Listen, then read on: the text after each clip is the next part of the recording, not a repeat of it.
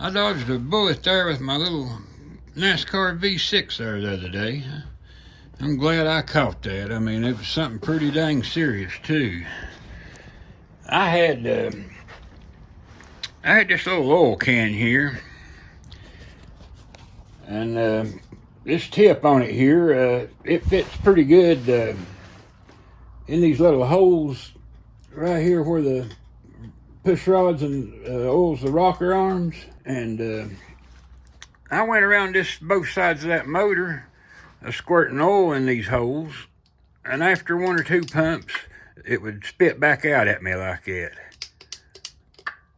Okay, I went around all around the motor, and when I got over here to this number one cylinder, I pumped this one there and it squirted back out at me. And I got a hold of this one, and I pumped probably 10, 15 pumps, and I thought, golly, where's that oil going? So I took the intake off, and I looked, and I put that back up there and pumped it some more. And that lifter was just oozing a big lake of oil around it. And I thought, golly, that's bleeding off that lifter there. The guy that gave me the toolbox down here, the racer's brother, it had extra rocker arms, push rods, things like that in it. And he told me that he thought that the motor had a low oil pressure. And I thought it might have been the leak that they had. It had an oil leak.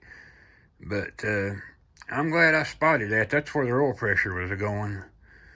It was this lifter right here. It was a bleeding off. Because every time I spun this drill or pumped this up right here, it just started oozing out of that one lifter. But anyway, I got two extra pairs in this box down here, and I got one of them out and put it in place of the one that was bleeding off, and it straightened it right out. That one, it spits right back out at you now, where it's got tight tolerances. But no, I was, if I'd have fired that thing up, I'm getting ready to fire it up soon.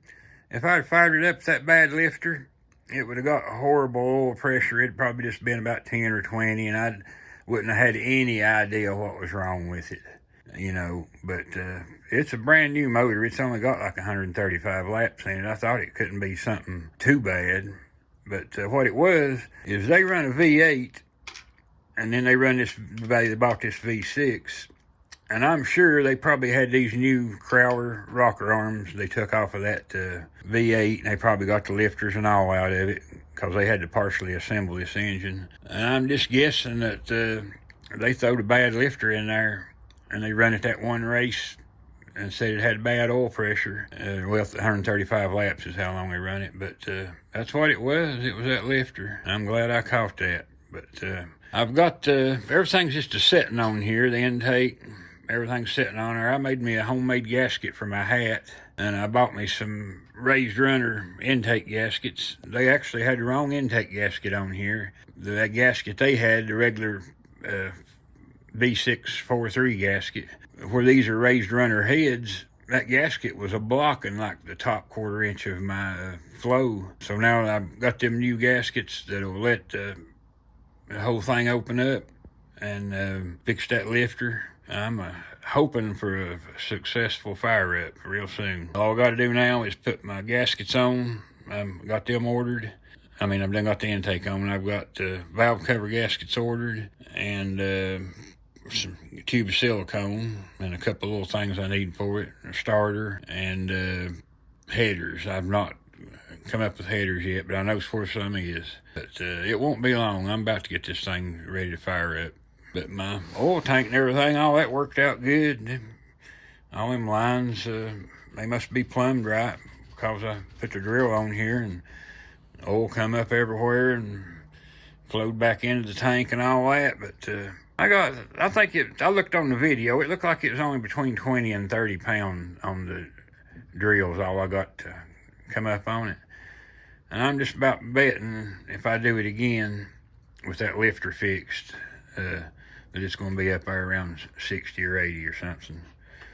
But anyway, I dodged a bullet there. I guess it pays to take your time and tinker with stuff. I know people that would have got this engine, they would have filled it up full of oil and throw the carburetor on there, and the first thing they'd have done was tried to fire it up, see what it sounded like, see if it run. Like a lot of these people do them, will it make it 500 miles home and all that videos. If there's something, some reason that it got parked and you just fire it up and try to take off, it's not going to be good. But since I found that lifter with a bad cup in it that was bleeding off, it was bleeding into the lifter gallery, and I inspected it a little while ago. I thought maybe it just had bad tolerances or stopped up. But the little cup that the push rod rides in was distorted. And I've got extras of everything. I've got extra push rods, extra rocker arms, extra lifters. And that's made me want to, I guess I'll take everything back off. The rocker arms, the push rods, and the lifters, take them all out one at a time. I'm going to roll the push rods on the table and see if they're straight, and I'm going to check the ends, make sure none of them's mushroomed. And I'll check each lifter out, make sure the wheels roll good and nothing loose, no distortion or nothing. Look down in the cups of them, and my rocker arms, I've got spares of them. I'm going to pick out all my best of everything and put back in it. And little things like that will make this thing live, instead of me firing it up and destroying something and having to take it straight to the machine shop to get stuff, machine work done.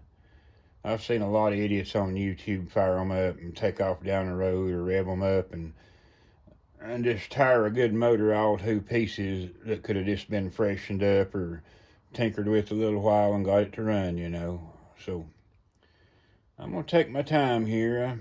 I hate it, I want to fire it up as much as anybody, but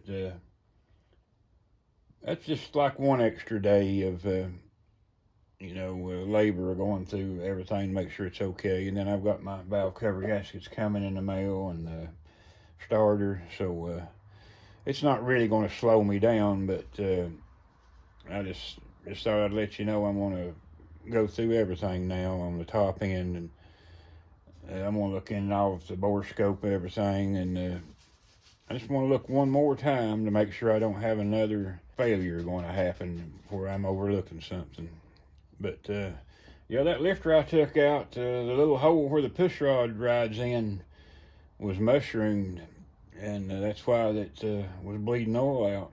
And I just want to make sure nothing else is like that. They had low oil pressure that only time it was ever run, and I'm guessing that they had a V8 and they used the lifters out of it, and they didn't know they'd put a bad lifter in it to start with. But I put me a good one in there now. Everything's holding up like it should on the lifters. None of them ain't bleeding off. So I guess I'll inspect everything, finish putting it together, and fire it up as planned. But I'm just glad I'm not one of them kind of guys that just jumps in there and wants to see if it'll run right off the bat, I would have destroyed a one-of-a-kind engine if I'd have did that. I don't know if there's even any Ray Baker engines left in the world that hadn't been messed with. And it would have been pitiful if I would have fired that up and destroyed my cam and lifters and lifter bore and who knows what else. Might even beat a piston up and everything. But boy, I'm glad I caught it. See you guys later.